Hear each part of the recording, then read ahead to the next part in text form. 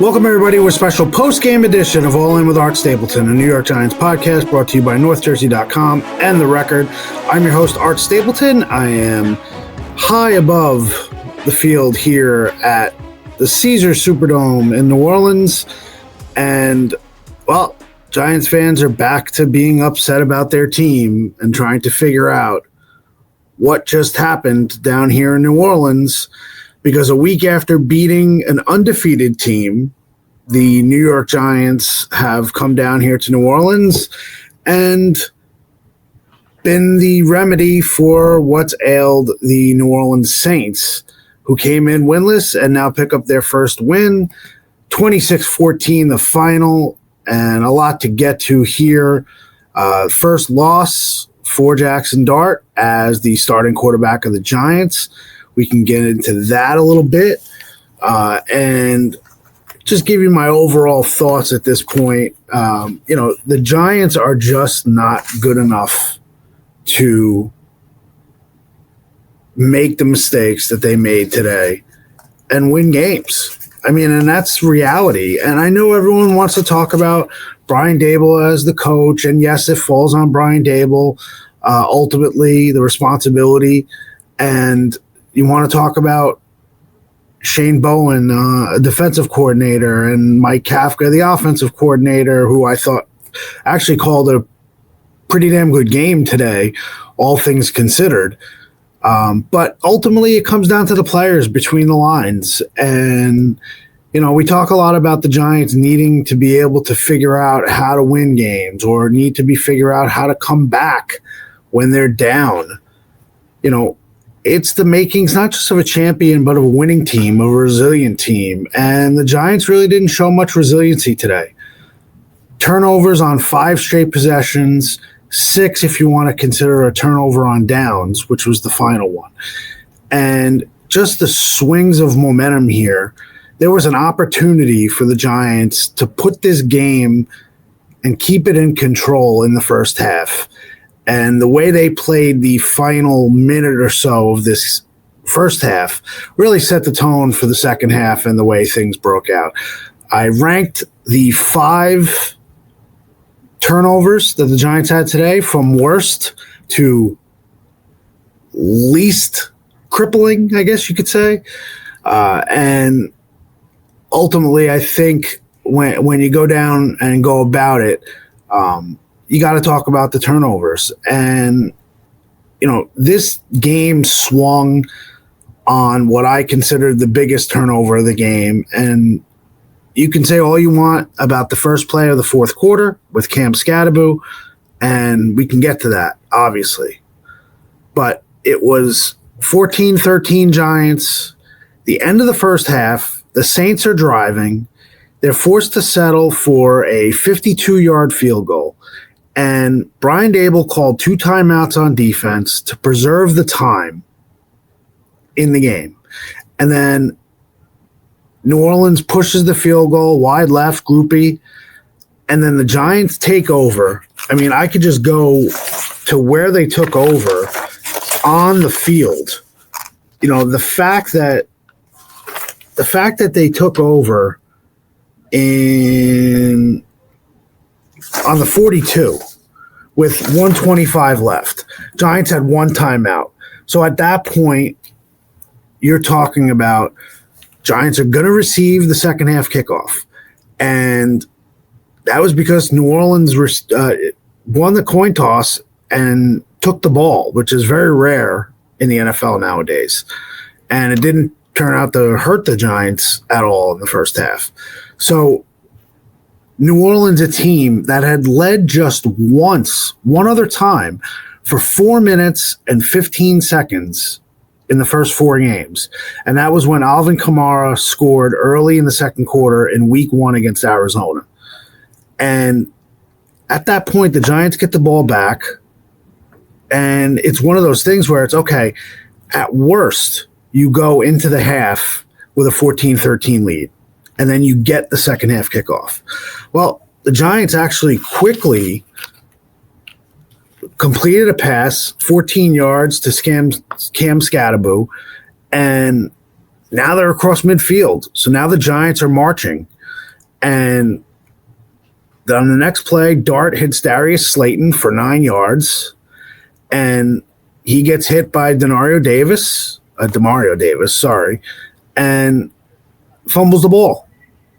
And New Orleans recovers. To me, that was the biggest turning point of the game. Because you have a situation that was working out perfectly for you. Yes, you're only up 14-13, but you have an opportunity to go into the half, try to get some points. Maybe you even make a play or two and get a touchdown before the end of the first half. You're rolling. You really have the Saints thinking about themselves. Okay, what do? We just missed a 52-yard field goal. We can't get a lead. And Slayton fumbles the ball. Now look, physical errors happen. It happens in the NFL. But in that situation, from Darius Slayton's perspective, he had already dropped a deep pass early on in the first half. You got to hold on to that football. You have to protect the football. As Ben McAdoo used to say, protect the Duke, for Wellington Mara's obviously name on the football. And Slayton turns it over. It's a huge situation in that moment for the Saints. And they take the ball over. It's a minute 2 left, and they drive down the field, and they get a field goal. So not only did they miss a 52-yarder, so maybe you got them thinking about themselves at halftime, you give them an opportunity to drive down the field, get a field goal as time expired, and now it's 16-14. The Saints are winning again, just for the second time this season that they have a lead. And then they go into the half. So then we start unraveling. The Jackson Dart fumble on the scramble when he just slipped out of his hands. It happens. It's a rookie mistake. He should have been holding the ball tighter. It's tough. It can't happen. But then you swing to the first play of the fourth quarter. It's 19-14. Giants driving. They start the quarter in the middle of a drive. They're at the 12-yard line. Cam Scatteraboo runs into the line, and Brian Brzee punches the ball out. But not only do they punch the ball out and turn the ball over going in, Jordan Howden, who is from the University of Minnesota, played with Tyler Nubin, scoops it up and races 86 yards the other way for a touchdown. And now it's 26-14. So obviously, devastating turn of events. The way that happened, Scatteraboo, to me, it's 1A and 1B, but I'll put the Slayton turnover first and then the Scatteraboo turnover second, just because, look, you've got a veteran and you've got a rookie. Both need to protect the football. But I'm looking at Slayton and saying, you know what, you got to make that play. And he said it after the game as well. But this Giants team is not in a position where you want to walk around and say, it's on me, it's on me, it's on me. And I'll get to that in a second. So those two plays were really the biggest plays in the game. Now, the Giants, no sacks today. Spencer Rattler did a very good job of running, keeping their third down and distance very manageable. So it didn't allow the Giants to tee off the way they did against Justin Herbert. I just think that this is one of those games where the Giants make mistakes, and then you look back on it and you say, well, it's easy to throw your hands up and say they're just not good enough. And I don't think that's a good thing to really talk about at this point, because I just think that when it comes down to it, the reality is that they needed this win big time. They needed this win. And I think when you look at what they have coming up now, short week, another injury in the wide receiving room with Darius Slayton coming up with a hamstring. We're not really sure where that is. I think Tyrone Tracy is going to have a shot to come back for Thursday night. But now you're going against the defending Super Bowl champions in the Eagles, who lost a heartbreaker today.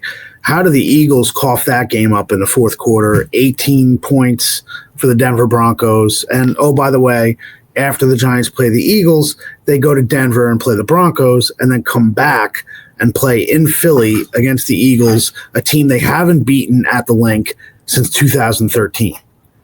So this is a game you had to have. And right now, I think there are certain things to look at as far as where this team is. Number one, Jackson Dart. First loss, handled himself like a pro after the game, said, don't want to talk about any moral victories, the idea that they moved the ball, and he played okay at times. 2 interceptions, 3 overall turnovers. The 1 interception was essentially a punt. They gave Hyatt a chance on 4th down. And then the other one, Bo Collins, stopped his route, then didn't make a play on the ball. That's as much on the receiver as it was on Jackson Dart. And that's where we're at this point. And I think I liked what I heard from Dart. He said he went around the locker room, as many people as he can talk to. This one's on me. I'm going to be better for it. Dexter Lawrence said, his advice is just shake it off. I mean, there's nothing else you can do. You shake it off. But let's not pretend that this defense played great, especially on the back end. And I thought Tyler Newman, had a very interesting take when someone asked him, hey, if you have this many self-inflicted wounds, if this team beats you, what's Philly going to do to you? Do you have any other chance? He said, if we have this many self-inflicted wounds, I don't think my high school team, that we would have a hard time beating our high school team than the Eagles. So I think, that whole aspect of it, every week is going to be a Jackson Dart. Okay, what did he do well? What didn't he do well? And you're going to gauge his growth as a player. That's what's fun about this, covering a rookie quarterback, is you need to see him grow. You need to see him and how he handles things within this team, within this locker room. And I think we'll see that. And I think he's got all the right tools to be able to do that. I think some of the throws, that second touchdown to Theo Johnson was a great throw, great catch by Theo Johnson. The Giants came into this game knowing that they needed to have more 2 tight end formations because they were light on wide receivers. And I told you this yesterday. The reason why they didn't bring up Little Jordan Humphrey, in my speculation, was that they felt as though they were going to attack the Saints differently, and they attacked the Saints not with necessarily 3 wide receiver sets, but they wanted to have Bellinger and Theo Johnson both on the field making plays, and they both did. If you're talking about in a game that Theo Johnson was 6 catches on 7 targets, only 33 yards, but 2 touchdowns, and then Bellinger had 4 catches on 4 targets for 52 yards, a 13-yard average. That was a good game for Daniel Bellinger. That was probably the best game that he's had as a receiver going all the way back to when he was a rookie. So, Scadaboo ran hard. The tough part about this offense right now is that without Malik Neighbors, it's all on the shoulders of Jackson Dart and Cam Scadaboo. Now, it'll be nice to get Tyrone Tracy back in the mix if he's healthy enough with that shoulder. I think they're going to aim to get him back for Philly. But again, when you're looking at what they have on this offense, it now comes down to the wide receiver position. And we talked about this in the preseason. Even with Malik Neighbors healthy, the Giants were light at wide receiver. Think back to the summer, the talk about Gabe Davis. Gabe Davis is now on the practice squad IR in Buffalo. But there was a talk of should the Giants make a play for him. They kept Jalen Hyatt here. And right now, Jalen Hyatt is essentially getting conditioning and stamina. He's running deep on every play. I put the blame on Hyatt. I think it's shared blame with the coaches. The fact they have not been able to get anything out of Hyatt It is just, it's a tough spot. It's a tough spot because you don't want to cut bait. You don't want to say, you know what, we've given up on this player, but he's not producing with opportunities, and the Giants aren't finding ways to get him the ball. And again, however you want to put it and say, is it Hyatt's fault? Is it the Giants' fault? It's everybody's fault. It's everybody's fault. If you can't get him the ball, then what's the point? Why are you on the field? And that's the problem. So I know Eric from K-12 had the question about who is the most frustrating draft pick, Deonte Banks or Jalen Hyatt. Right now, it's, do you have a guy who you can't get involved and can't get the ball in Hyatt? Or do you have a guy in Tay Banks who is on the field, but he's making mistakes and committing penalties? Now, the one saving grace for Banks today is maybe they found a little something with him as a kickoff returner. Now, that does not answer the idea of having Banks as a kickoff returner for a former first-round pick. But if you can find a role for him, that's what you'll do. How come Jalen Hyatt hasn't been able to find a role on kickoff? I just don't think they trust him at this point. And is there a divide between the coaching staff and the front office? It's certainly obvious. I know a lot of you have said that it just seems to be Hyatt is on the field, but the coaches are deciding that Hyatt is not a player that they can work into their rotation. So what do the Giants do? Look, we all saw the list of their tryouts last week at wide receiver on Friday. Those tryouts were not about finding a frontline player, clearly. But it's week 5 in the season. You're in October. You're not going to find a frontline, no doubt about wide receiver on the market. Now, you may look to trade him, but is that really what the Giants are in position to do at 1-4? Now, my argument is that I would make a play for this wide receiver group to make it better, because I don't want Jackson Dart out there ultimately throwing to an undrafted rookie in Bo Collins, who, you got to give him a little bit of a pass. The idea of he's not out there getting a ton of offensive reps. Now, will he? Maybe. Little Jordan Humphrey is on the practice squad. I mean, look, calling up Little Jordan Humphrey today was not going to make the big difference between the Giants winning and losing the game. And we come back. Producer Paul Wood has the question, what about Odell Beckham Jr.? Now, I mentioned last week that I would call Odell and I would bring Odell in for a tryout. Look, there's a lot that comes with Odell. We all know that. But right now I'm looking at it, how do I bring in guys that are going to be there for Jackson Dart, to be able to give Jackson Dart options in this offense? Tyrone Tracy coming back into the backfield. If it's Tracy and Singletary and Scatterboo, not necessarily in that order, I think the Giants are giving Jackson Dart in this offense some things to do. But from a receiver's perspective, you need to add something here. You have to. And, if you're Joe Shane and Brian Daboll, as the Giants, you don't want to be giving away draft picks to try to trade for guys.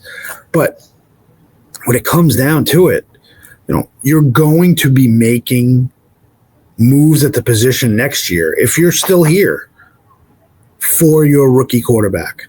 So in that instance, I think bringing Odell Beckham Jr. might not be the worst thing in the world. Now, work him out, see what he has left. See what he's there. See if he's willing. Sit down with him, talk to him about what it means to come back for him, what it means to this offense.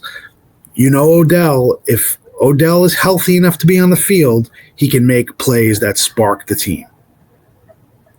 Doesn't necessarily mean he's a frontline player, but he's somebody that you can put out there in this offense and have an opportunity to be able to give the Giants, give them answers.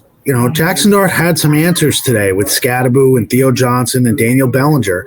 Wandell had a couple catches that were nice, but Slayton, it's frustrating for Darius Slayton. Now, maybe he takes a lot of heat week to week, talk about the contract, bringing him back, all that stuff. The reality is that if he's out, and I don't think he can turn around on a hamstring and be ready for Thursday night, who are your starting receivers?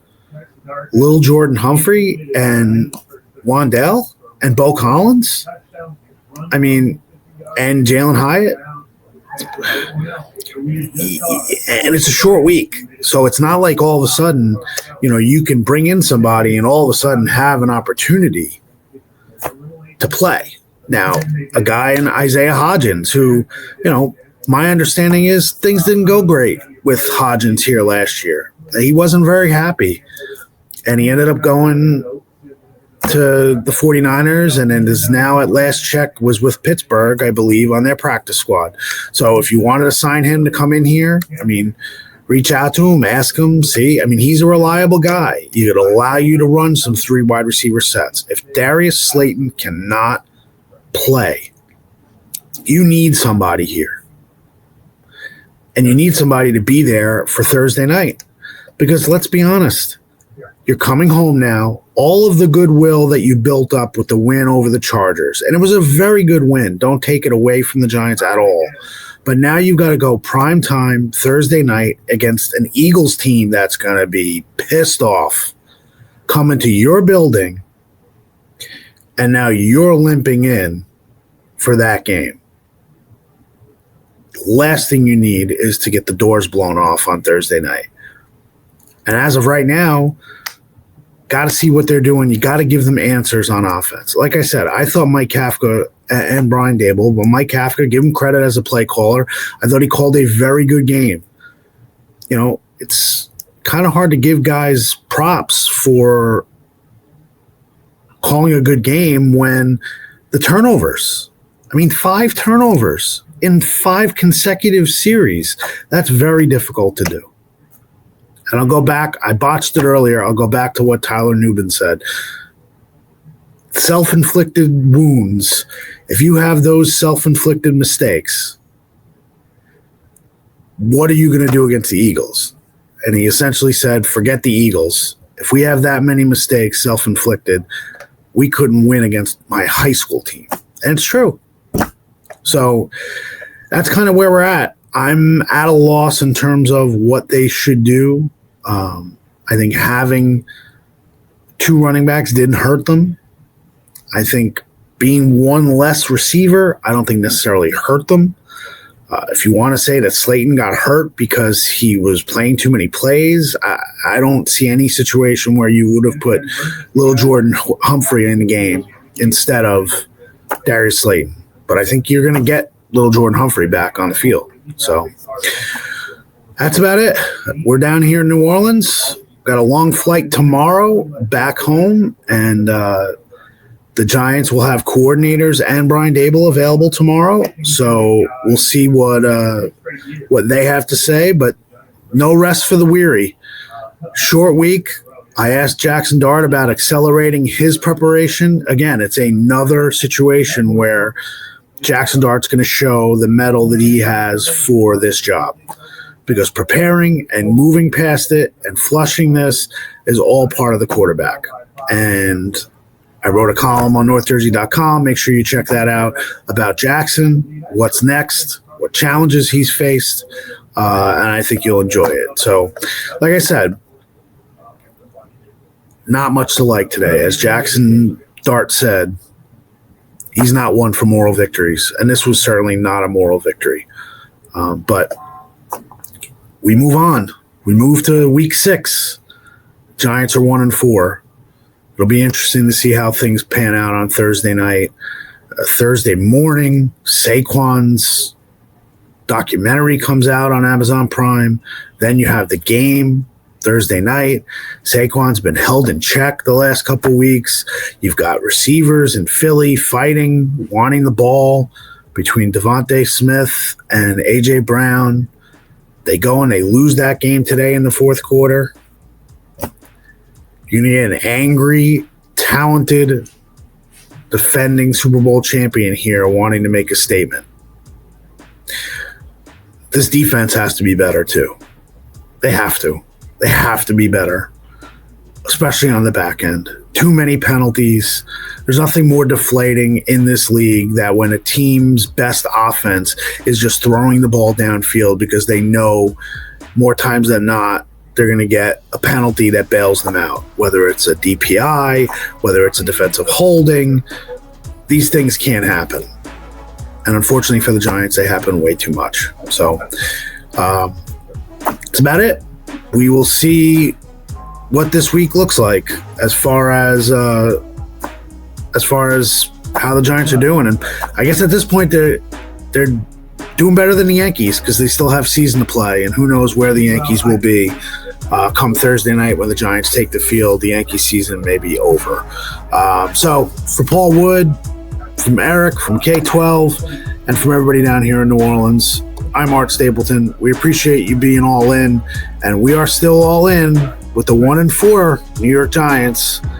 We'll be back at the facility this week on Tuesday, and then we got Thursday night at MetLife, Eagles and Giants. I'm sure there's going to be a lot of green there, and we'll see how this thing plays out. So appreciate you watching, appreciate you listening.